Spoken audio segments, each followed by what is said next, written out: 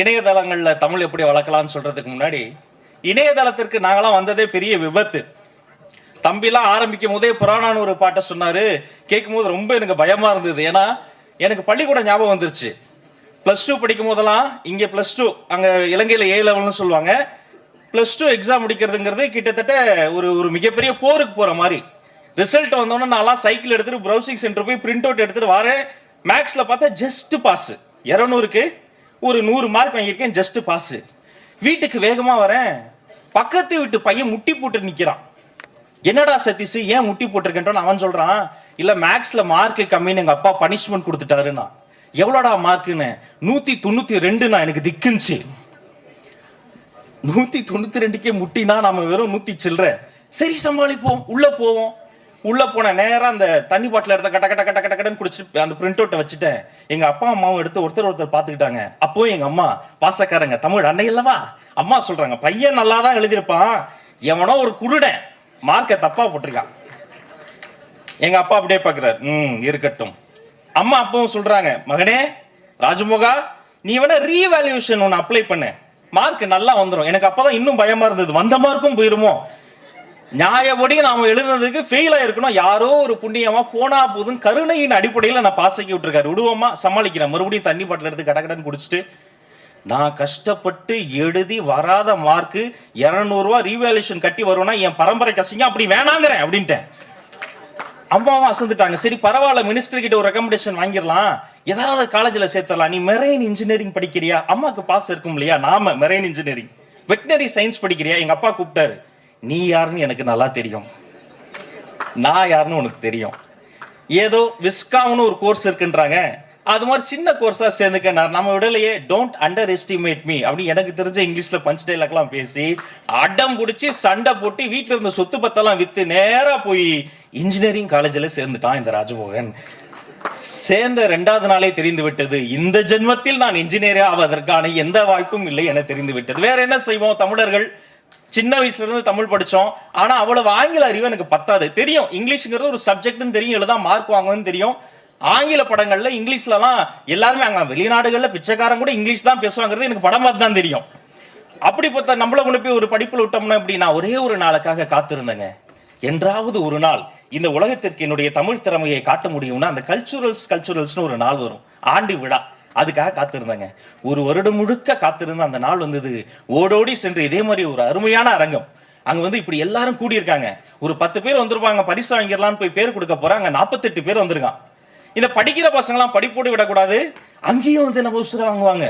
அங்க 48 பேர் ஒன்னு முடிவு பண்ணிட்டேன், ஐயா அப்துல் கலாமை பத்தி பேசணும்னா பரிசு வந்துடும். என்ன தலைப்பு கொடுத்தாலும் வனவிலங்கை பற்றி கூறுக, அப்துல் கலாமுக்கு வனவிலங்குகள் ரொம்ப பிடிக்கும், இப்படி பேசிடுவோம்.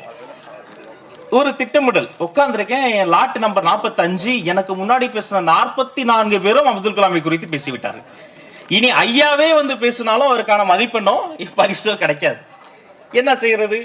வேகமா அப்துல் கலாம்ல இருந்து மகாத்மா காந்திக்கு மாத்திக்கிட்டேன். மேல போனேன்.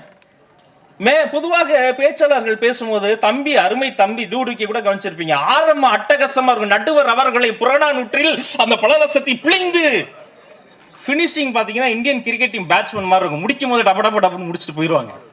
ரெண்டுத்துக்கும் நடுவுல அந்த பொன்மொழிகள்லாம் சொல்லுவாங்க பாருங்க. அப்ப மேல பார்த்தே சொல்லுவாங்க, இதேதான் அப்துல் கலாம், அவர் என்ன மொட்டை மாடியில இருந்தா சொன்னாரு, இப்படிதான் நாம் இதை பண்ணக்கூடாதுன்னு மட்டும் ஒரு முடிவு பண்ணிட்டேன். அவ்வளவு கிரிமினல் மைண்டு. மேல ஏறினேன். அங்க பெருமதிப்பிற்குரிய எங்களை எல்லாம் ஆளாக்கி அழகு பார்க்கும் அன்பு அண்ணன் கோபிநாத் ஐயாவை போல ஒரு சிறந்த நடுவர் வந்திருந்தாரு. பார்த்தோன்னே தெரிஞ்சிருச்சு, இவர் ஈஸியா ஏமாத்திடலாம், நல்லவர் மாதிரி இருக்காரு. அவன் மேல ஏறிட்டு நம்ம வணக்கம்லாம் சொல்ல, ஒரு ஊரில் ஒரு ரயில் ஓடிக்கொண்டு இருந்தது. நிமிர்ந்து பார்த்தார், யாரா அவன் பேச்சு போட்டியில கதை சொல்றான். அந்த ரயிலுக்குள் ஜன்னல் ஓரத்தில் ஒரு இளைஞன் அமர்ந்து கொண்டு இருந்தான். அவன் கண்களில் கனவு இருந்தது. இன்னும் பக்கத்துல இருந்து பார்த்த மாதிரி சொல்றேன். அந்த இளைஞனின் பெயர் மோகன்தாஸ் கரம்சந்த் காந்தி. அவ்வளவு பேரை நீ பாக்குறாங்க, அட்டென்ஷன் கட்ட கட்ட கட்ட கட்டன்னு வருது சார் ஒரு ஃப்ளோல. காந்தி போனாரு, தில்லையாடி வள்ளியம்மை அந்த கருத்து மீனியும் கருத்தோடும் இருந்த காந்தியின் கழுத்தை பிடித்து கீழே தள்ளினான். அந்த டிக்கெட் பரிசோதனை அசந்துட்டாங்க. முன்வரிசையில் ஒரு பொண்ணு துப்பட்டவால மூடிக்கிட்டு அழுகுது, எமோஷனல் ஆயிருச்சான். மழன்னு வர்றேன். இந்தியாவுக்கு வந்தார், போராட்டம், ஒரு பக்கம் நேரு, ஒரு பக்கம் பட்டேல், நடுவிலே அண்ணல் அம்பேத்கர், வட்டமிசை மாநாடு. என்ன அறியாம எனக்கே சிலுக்குது. ஃபுல் ஃப்ளோ போயிட்டே இருக்கேன். இந்தியாவுக்கு சுதந்திரம் வந்துருச்சு, எல்லாரும் கை தட்டுறானுங்க, உற்சாகம் ஆகுறானுங்க. அப்படிப்பட்ட மகாத்மா காந்தியடிகள் தியான மண்டபத்தில் இருந்து எழுந்து நடந்து வந்து கொண்டிருக்கிறார். அவரின் எதிரிலே துப்பாக்கியை தூக்கி கொண்டு, கோட்சே பேர் எனக்கு மறந்துருச்சு. விக்கி வேகமா பேசும்போது ஒரு சிக்கல், டக்குன்னு மறந்துடும் நமக்கு. மைண்ட் சொல்லுது, டே யோசி, கோ, அது கோல ஆரம்பிக்கும். நான் யோசிக்கிறேன், கொன்னது கோவிந்த் சாமியா கோபால் சாமியா? கோவிந்த் சாமியா சொல்ல முடியலைங்க. எவ்வளவு திட்டமிட்டோம், டப்புன்னு முடிச்சிட்டேன். யாரும் கை தட்டல, ஜட்ஜி நிமிந்து கூட பார்க்கல, ஒரு அரவமே இல்லை. வேர்த்து கண்ணு கலங்கி அவமானப்பட்டு துன்பப்பட்டு கட்ட கட்ட கட்ட கட்டன்னு இறங்கி பின்னாடி ஓடிட்டேன். அவ்வளவு புண்ணுங்க வேற இருந்தாங்க, எக்ஸ்ட்ரா அவமானம் வேற. பின்னாடி ஓடி போய், அப்பெல்லாம் எங்க காலேஜ்ல வந்து 5 ரூபாய்க்கு ஒரு முட்டை பப்ஸ்னு ஒண்ணு கிடைக்கும். இப்பெல்லாம் அழிஞ்சு போன உயிரினம் அதெல்லாம். அதை வாங்கி நான் சாப்பிட ஆரம்பிச்சிட்டேன். நடுவர் ஐயா மேல வந்தாரு. இப்ப சொல்றாங்க, இதுதான் முக்கியமான அறிவிப்பு. அவர் சொல்றாரு, இங்க நிறைய பேர் பேசுனீங்க, இறுதியாக பேசிய மாணவர்கள்ல 1ஆம் ஆண்டு மாணவர் ராஜமோகன் ஒருத்தன் காந்தியை பத்தி கடகடன்னு சொல்லிக்கிட்டே வந்து கடைசியில அவர் செத்த துக்கத்தை சொல்ல முடியாம அழுதான் பாருங்க. நம்பவே மாட்டேங்க. அதிர்ச்சியில் அந்த பப்ஸ பாதி பப்ஸ் முழுங்கிட்டு அடைச்சிக்கிச்சு. எனக்கு கத்துறாங்க அந்த மைக்ல இருந்த நம்ம ரோஹிணி ஆர்ஜே, வேட்டி கட்டிய சிங்கமா, சிங்கம் நிக்காது வேட்டி கட்டி பாத்திருக்கீங்களா நீங்க? அது மாதிரி 1ஆம் ஆண்டு மாணவர் ராஜமோகன் உடனடியாக மேடைக்கு வரும். மிரட்டுறாங்க, ஓடுறேன், மேல ஏறி பாக்குறேன், எல்லாரும் கை தட்டுறாங்க. அந்த ஜட்ஜி கையெல்லாம் கொடுக்குறேன். அப்படியே இன்னும் பப்ஸ் தொண்டையில நிக்குது. அவர் கேட்கிறாரு, ஏன்பா ஏன் ஒரு மாதிரி டென்ஷனா இருக்க? இல்ல சார், தொண்டையை அடைக்குது. அதுக்கு அவரு, இன்னுமாப்பா துக்கம் தொண்டையை அடைக்குது? இப்படி ஒரு விபத்தாக வந்தவன் தான் இந்த ராஜ்மோகன். ஆனா அடுத்த நாளில் இருந்து என்னுடைய களத்தை நான் இறுக பற்றி கொண்டேன். நான் ரோட்ல அப்படி காலேஜுக்குள்ளார அந்த கேம்பஸ்ல போகும்போது சொல்லுவாங்க, அவன் தாண்டி first year bye, you know something, final year பசங்க முன்னாடி தோத்து போயிட்டாங்க. நான், யா இட்ஸ் மீ. தமிழ் பேச்சு. அப்புறம் என்ன ஆகும், படித்துதான் ஆக வேண்டும். நமக்கு வராதது பொறியியல் படிப்பு, மேக்ஸ் வரலையா, அப்ப எது நல்லா வரும்? ஓரளவுக்கு தமிழ் வரும். அப்படி என்றால் நீங்கள் தமிழை குறித்து கற்றுதான் ஆக வேண்டும். பிறகு கல்லூரிக்குள் நிகழ்ந்த அந்த விபத்து மற்ற கல்லூரிகளுக்கு செல்லக்கூடிய வாய்ப்பை எனக்கு தந்தது. ஒவ்வொரு கல்லூரியாக சென்றேன். இருக்கவே இருக்கு. எப்படி இந்த கிறிஸ்தவர்களுக்கு ஒரு வேதாகமம் இருக்கிறதோ, அப்படி என்னை போன்ற பேச்சாளர்கள் இருக்கும் மிகப்பெரிய Bible of the speakers Neeya Naana. எல்லா நீயா நானையும் பார்க்க வேண்டியது. அதுல முதல்ல கொஞ்சம் ஓவர் கான்பிடன்ஸ்ல நினைக்க வேண்டியது, என்ன ஒரு கோட்டு வாங்கின அவ்வளவுதானே, வந்துருவேன் நானு. அவர் என்ன ஒரு 5 வருஷம் ஷோ பண்ணுவாரா சார்? இப்படி பண்ணாருன்னா எப்படி ஒரு 50 வருஷத்துக்கு அவர் தான் பண்ணுவாரு. அது எனக்கு லேட்டா தான் தெரிஞ்சது. அப்படியே பொறுமையா பாக்குறது, இன்டர் காலேஜ் எல்லாம் போறது, நமக்கு தெரிந்த எடுத்தோடனே ஒரு நமக்கு ஒரு புரட்சிகரமான சிந்தனைகள் இருக்குமே. எனக்கு பகத்சிங் என்றால் மிகவும் பிடிக்கும். சே குவேரா எனது இரவுகளை ஆக்கிரமித்துக் கொண்டிருந்தான். வேகமாக படிக்க தொடங்கினேன். பிறகு நான் பொறியியல் கல்லூரியில் ஃபைனல் இயர்ல எங்களுக்குலாம் கேம்பஸ் இன்டர்வியூன்னு வந்துரும். அப்ப அதுல நீ என்னடா பண்ண போறேன்னு எல்லாரும் கவலைப்பட்டப்போ 3ஆம் ஆண்டிலேயே ஒரு ஆர்ஜே ஆவதற்கான ஒரு தகுதியை ஆண்டவன் அருளால் நான் பெற்றேன் என்பதை பணிவோடு உங்கள் முன்னால் தெரிவித்துக் கொள்கிறேன். அங்கிருந்து பல வேலைகள் பார்த்து கடைசியில தான் சோசியல் மீடியாவுக்கு வர முடியுது. சாதாரண பயணம் இல்ல, சோசியல் மீடியால தமிழ் வளர்க்கலாமே அப்படின்றாரு செல்வகுமார் ஐயா. ஐயா, சோசியல் மீடியாவில் எங்களால் வளர்க்க முடியல, தமிழ் வளர்க்கணும் தான் நான் ஒத்துக்கிறேன். ஆனா நாங்க படுற துன்பம் சாதாரண இல்லை. இலங்கையில் இங்கிருந்து போய் 3 வருஷம் வேலை பார்த்தாங்க. சரியா கோபிநாத் அண்ணனுக்கு கல்யாணமான வருஷம் 2010. அங்க வேலை பார்த்தப்ப ஒரு வீட்டுல சாப்பிட கூப்பிட்டாங்க. அங்க சக்தி எஃப்எம் சக்தி டிவில ஒர்க் பண்ணேன். சந்தோஷமா போனேன். வீட்டு விருந்து சாப்பிட்டு முடிச்சோடனே அந்த வீட்டுல இருக்கவர் சொல்றாரு, இந்த தம்பி சொன்னல சக்தி டிவில வேலை பார்க்கிறாரு. அப்படியா? இந்த உள்ள பழைய டிவி வேலை செய்யாம இருக்க, சரி பண்ணுவாரான்றாங்க அந்தம்மா.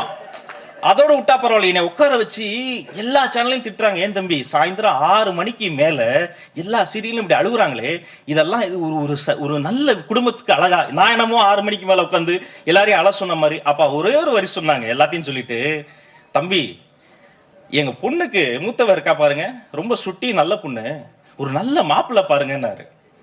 நான் சொன்னேன், மாப்பிள்ளை நான் கல்யாணம் இடத்துல யார மாதிரி பார்க்கலாம் சார் சொல்லுங்க. இந்த நீயா நானா கோபிநாத் மாதிரி தங்கமான பையனா பாருங்க நாங்க. அப்பதான் தெரிந்தது இந்த சமூகத்தில் பேச்சாளர்களுக்கு எவ்வளவு பெரிய மதிப்பு வருது பாருங்க. அண்ணன் நல்லவர், அதுல மாற்றுக்கிறது இல்லை, அது வேற விஷயம். ஆனா ஒரு பேச்சாளன் இந்த சமூகத்தில் எவ்வளவு ஆழமா போறார் பாருங்க. அப்போதில் இருந்து நான் உணர்ந்து கொண்டேன். அந்த நொடி எனக்கு தெரிஞ்சது, ஆர்ஜே விஜே போதாது. என்னுடைய முழு பேச்சு திறமையை ஒரு வானொலியில ஒரு பண்பலையில போய் பேசினா யாரு கேட்கறது? நான் தொலைக்காட்சி எல்லாம் பேசியிருக்கேன். நான் தமிழ் பேச்சு எங்க மூச்சு அவங்க சொன்ன மாதிரி ஜெயிச்சலாம் இருக்கேன். எங்க அப்பா காலையில சண்டே காலையில விஜய் டிவி பாத்துக்கிட்டே இருப்பாரு. கரெக்டா நான் பேச வரும்போது சேனலை மாத்திருவாரு. அவ்வளவுதான். அது போதாமையாக இருந்தது. எனக்கான வெளியே ஒரு 2 நிமிஷம் அது பத்தாது. பட்டிமன்றங்களில் பேசுவது போதாமையாக இருந்தது. ஒரு நகைச்சுவையாளனாதான் நம்மள பார்க்க முடியும். அப்படியானால் என் மனதில் இருக்கும் கருத்துக்களை மிக நேர்த்தியாக, நேர்மையாக மக்களிடத்திலே கொண்டு செல்ல ஒரு சேர்க்கக்கூடிய மிகப்பெரிய ஒரு கருவியாக, ஒரு சாதாரண ஒரு வீரனுக்கு ஒரு சின்ன மைதானம் போதும். ஆனால் நான் பெரிய ஆளாக ஆசைப்படுகிற, தான் இன்னும் மிகப்பெரிய வீரனாக வர கனவு காணுகிற ஒருவனுக்கு கனவு காண்பர்களுக்கான களமாக இந்த சோசியல் மீடியா, யூடியூபும் பேஸ்புக்கும் ட்விட்டரும் தான். மெயின் ஸ்ட்ரீம் மீடியான்னு சொல்லப்படுகிற அந்த தொலைக்காட்சிகளின் இரும்பு கதவுகளை எங்களால் திறக்க முடியாத போது இதுதான் எங்களை தாங்கி பிடித்த அணைமடியாக இருந்தது. இன்னைக்கு பிளாக் ஷிப் இருக்கு, புச்சட்னி இருக்கு, நிறைய சேனல்ஸ் இருக்கு. எவ்வளவு சேனல்ஸ்லயும் தமிழ் எப்படி வளர்க்கலாம், ஒண்ணே தான் நான் சொல்லுவேன். இந்த தலைமுறைக்கு எது பிடிக்குதோ அதை நம்ம கொடுக்கலாம், தப்பு இல்ல, பெரியவங்க ஒத்துக்குவாங்க. வீட்டுல குழந்தைக்கு உடம்பு சரியில்லை, என்ன சார் பண்ணுவோம்? அந்த மருந்து கசக்கும், அதை சாப்பிட மாட்டேன்னு அடம் பிடிக்கும், ஒரு இனிப்பு கலந்து கொடுத்துருவோம். எங்க வீட்டுல அதை பண்ணுவாங்க. கேசரி வேணுமா, வேணும், சொல்ல மாத்திரையை போட்டு தண்ணி ஊத்திடுவாங்க. கேசரின்னு நினைச்சு அவ்வளவு மாத்திரையை முழுங்கிருக்கேன். எவ்வளவு மோசமானவங்க பாருங்க, எங்க வீட்டுல ஏமாத்திருக்காங்க. ஆனால் அப்படிதான் மருந்து எனக்குள் சென்றது. அதே போல இந்த தலைமுறைக்கு என்ன பிடிக்கும்? மீம் பிடிக்கும். மீம் என்பது ஒரு சாதாரண ஒரு விஷயமே கிடையாது. இன்னைக்கு அரசியல்வாதிங்க பாம்பு கூட பயப்படுறது கிடையாது, மீம்னா பயப்படுறாங்க. அதை தனிநபர்களுக்கான ட்ரோலாக ஒரு தலைமுறை மாற்றி கொண்டிருக்கிறது. அவனுக்கு அதுதான் இயல்பா வருது, தப்பு இல்லை. அங்கிருந்து தான் எல்லாரும் தொடங்குறோம். அதன் மூலமாக தமிழை மாற்ற முடியும். இப்ப முதல் முறையா ஒரு புது மேடையில் நான் சொல்றேன், 1330 குறட்பாக்களையும் திருக்குறளுக்கு முறையாக எழுதி கொண்டிருக்கிறேன் என்பதை மகிழ்ச்சியோடு இந்த அரங்கத்திலே பதிவு செய்கிறேன். சாதாரண விஷயம் கிடையாது. அது முடிக்க ரொம்ப எனக்கு என்ன, கடவுள் வாழ்த்து முடிக்கிறதுக்குள்ளேயே எனக்கெல்லாம் தொண்டை தண்ணி வத்தி போச்சு. ஒரு மீம் செஞ்சிருவோம், கடவுளை வச்சு மீன் போடுறோம், என்னென்ன பிரச்சனை வரும் பாருங்க. நம்ம ரொம்ப பகடி செய்ய முடியாது, ரொம்ப சர்க்காசமும் செய்ய முடியாது, ஆனா செய்யணும். அப்பதான் அடுத்த தலைமுறைக்கு போக முடியும். அடுத்து இந்த தொலைக்காட்சிகளில் ஒரு நல்ல கலை வடிவம், பட்டி மண்டபம். ஒரு நல்ல நாள், பொங்கல் திருவிழா அல்லது ஒரு தீபாவளினா பட்டி மண்டபம் இல்லாம இருக்காது. ஒவ்வொரு சேனலுக்கும் ஒரு பிரீமியமான ஒரு பட்டி மண்டபம் இருக்கு. சோசியல் மீடியாக்கு என்ன சார் இருக்கு? திரை விமர்சனம் தான் இருக்கு. வெள்ளிக்கிழமை ஆனா படம் வருது. ஒவ்வொரு சினிமா தயாரிப்பாளரையும் பாருங்க, ஸ்மார்ட் போன் கையாள தெரியாத ஒரு சினிமா தயாரிப்பாளரை நீங்க பார்க்க முடியும். ஆனா யூடியூபை பத்தி தெரியாத சினிமா ப்ரொடியூசரே இருக்க முடியாது. அவங்க கிட்ட தான் நம்ம கத்துக்கணும் அப்டேஷன். இன்னைக்கு என்ன புதுசு? யூடியூப் பத்தி என்னை விட அதிகமாக தெரிந்த, படிப்பறிவே இல்லாத சினிமா தயாரிப்பாளர்கள் கோலமங்கலத்திலும் சாலிகிராமத்தில் இருக்காங்க. அவர்கள் ட்விட்டரை நல்லா கையாளுறாங்க. அவங்கள சில பேர் லேட்டஸ்டா, நான் யாரும் குறிப்பிட விரும்பல, எங்களை பத்தி திட்டி மீம்ஸ் போடுங்க தம்பின்னு காசு தராங்க. நீ நல்லா மீம்ஸ்லாம் போட்டினா யாரும் நம்ப மாட்டாங்க. படம் நல்லா இல்லைன்னு மீம்ஸ் போடு தம்பி, எவ்வளவு நல்லா இல்லைன்னு பாக்குறதுக்காக அவன் தியேட்டருக்கு வருவான்றாங்க. இது நம்ம யோசிக்க வேண்டிய ஒரு விஷயம். இப்போ ஒரு திருக்குறளுக்கு ஒரு மீம் போடுறதுக்குலாம் எங்களுக்குலாம் அவ்வளவு தலைவலியா இருக்கு. அப்ப யோசிச்சு பாருங்க, கம்பராமாயணத்தை அவ்வளவு பெரிய வால்யூம், அது நம்ம எல்லோருமே வாழ்க்கையில் ஒருமுறையாவது கற்க வேண்டிய மிக சிறந்த ஒரு படைப்பு. சிலப்பதிகாரத்தை ஆத்திச்சூடி பண்ணிடலாம்னு வைங்க. இதையெல்லாம் நம்ம இப்படிப்பட்ட வடிவங்களாக இந்த சோசியல் மீடியாக்குள்ள கொண்டு வரணும். ஒரு எளிமையான உதாரணத்தை சொல்லி நான் முடிச்சுக்க ஆசைப்படுறேன். ஏன்னா எனக்கு பின்னாடி ஒரு மிகப்பெரிய ஜாமாவான காத்திருக்கிறாரு. ஏன் இதை நம்ம செய்யணும்? இது செஞ்சா எனக்கு என்ன பெனிஃபிட்? காசு கிடைக்குமா? இல்ல. ஏன் செய்யணும்? இவ்வளவு பெரிய அரங்கு, உலக தமிழர்களை எல்லாம் கூட்டிட்டு வந்து இப்படி ஒரு அரங்கத்துல உட்கார வச்சு செல்வகுமார் அண்ணா ஏன் இதை செய்யணும்? ஐயா பெருமதிப்பிற்குரிய ஜான் ஐயா ஏன் இதை உட்காந்து இதெல்லாம் பார்க்கணும்? ஏன்னா இந்த ஒரு சின்ன ஒரு நிமிட கதையோட நான் நிறைவு செஞ்சிடறேன். சின்ன வயசுல இருந்து எனக்கு ஒரு சந்தேகம் இருக்கு. கடவுள் இருக்காருன்னா அவர் இங்க இருக்காரு, அவர் எப்படி ரீச் பண்ண முடியும்? சாமி எல்லாம் கும்பிடுவேன், எங்க அம்மா சாமி கும்பிட சொல்லுவாங்க, கும்பிடுவேன். உள்ளுக்குள்ள ஒரு சின்ன சந்தேகம் இருக்கும், உண்மையிலே கடவுள்னு ஒரு எலிமெண்ட் இருக்கா? எங்க வீட்டுல டிவியில வந்து அப்பெல்லாம் நான் சின்ன பிள்ளையா இருக்கும்போது இந்த ஆத்து பாலத்தை தாண்டும் போது பஸ் கவிழ்ந்து 40 பிள்ளைகள் சாவுன்னுலாம் வரும், வீடியோ சோகமாயிரும். அப்ப எங்க அம்மா வந்து அந்த தனக்குத்தானே ஆறுதல் சொல்றதுக்காக சொல்லிக்குவாங்க, சரி விடுங்க, ஆண்டவர் அவருக்கு பிடிச்ச குழந்தைங்களை அவர்கிட்ட எடுத்துக்கிட்டார். உடனே எங்க அப்பா சொல்லுவார், ஏன் அப்ப உன் பையனை பிடிக்காத ஆண்டவருக்கு? எனக்கு திக்குங்கும், என்ன ஆன்சர் சொன்னாலும் பிரச்சனை. எங்க அப்பா அப்படி ஒரு பகுத்தறிவு, என்னுடைய தாயார் வந்து ஒரு பக்தி. 2 பேருக்கு நடுவில் வளர்ந்ததெல்லாம் ஆண்டவர் எங்க இருக்காருன்னு எனக்கு ஒரு கேள்வி. அப்புறம் வாசிப்பு பழக்கம்லாம் வந்த பிறகு கிருபானந்த வாரியார் சுவாமிகள் அவருடைய சீடருக்கு இதே மாதிரி ஒரு இறைவன் மீதான ஒரு சந்தேகம் வந்திருக்கிறது. எப்படி பாருங்க பகுத்தறிவு. அப்ப அவருக்கு ஒரு டெஸ்ட் வைக்கணும்னு ஆசை கடவுளோட.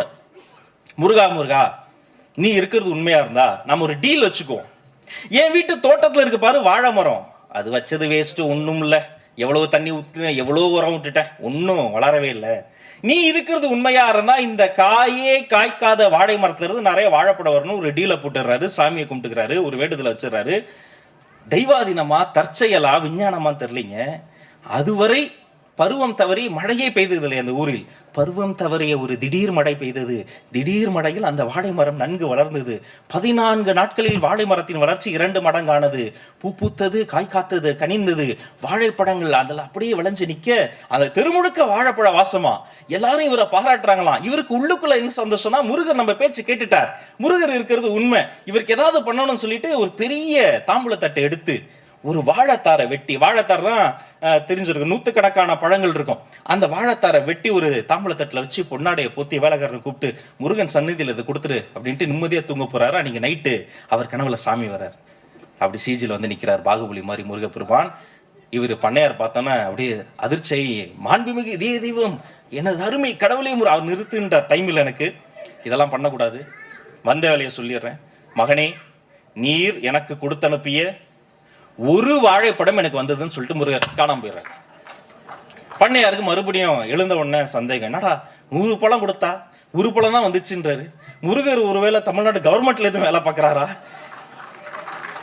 மனித சுபாவங்க, சந்தேகங்கிறது மனித சும்மாவா கண்டுபிடிச்சார். கடைசியில் வேலைக்காரனை கூப்பிட்டாருங்க, வா, தூண்ல கட்டி போட்டார், அடி பின்றார். என்னடா பண்ண வாழைப்பழம் அடி அடி, அப்படி ஒரு அடி, கடுமையான அடி. அவன் கத்துறான், கதறான், கண்ணீர் விட்டு அழுகுறான். கடைசியில் உண்மையை சொல்றான், ஐயா நான் உண்மையை சொல்லிடுறேன், நீங்க கொடுத்த பழத்தை எல்லாம் சாமிக்கு கொடுக்கதான் எடுத்துட்டு ஓடி போனேன். அந்த கோவிலுக்கு போற வழியில அந்த தெரு முக்குல என்ன சாதி, என்ன மதம், யார் என்ன விருன்னே தெரியாத ஒரு சின்ன அந்த நரிக்குறவை குழந்தை உன பசியில சுருண்டு விழுந்து படுத்து கிடந்தது. அதுக்கு ஒரே ஒரு பழத்தை பிச்சு போட்டுட்டு மீதி பழத்தை எல்லாம் கோயிலுக்கு கொடுத்தேன்னு சொன்னப்பதான் அந்த பண்ணையாருக்கு தெரிந்ததாம், கோடி கோடியாய் நாம் கொட்டி கொட்டி கொடுக்கும் செல்வம் நாம் நம்பும் சாமிக்கு செல்வதில்லை, சக மனிதனுக்கு, சக தலைமுறைக்கு, அடுத்த தலைமுறைக்கு நீங்கள் செய்யும் உதவி அது இறைவனுக்கு செல்கிறது. சோசியல் மீடியாவில் நீங்கள் தமிழை வளர்க்க யாரேனும் ஒரு துரும்பியாவது கிள்ளி போட்டீங்கன்னா அதை விட புண்ணியம் உங்களுக்கு வாழ்க்கையில் ஏதுமில்லை என்று சொல்லி நல்ல வாய்ப்பை நல்கிய அத்துணை நல்ல உள்ளங்களுக்கும் நன்றி கூறி உலக தமிழர்களிடம் ஒரு சிறப்பு நன்றி கூறி விடைபெறுகிறேன். நன்றி, நன்றி, வணக்கம்.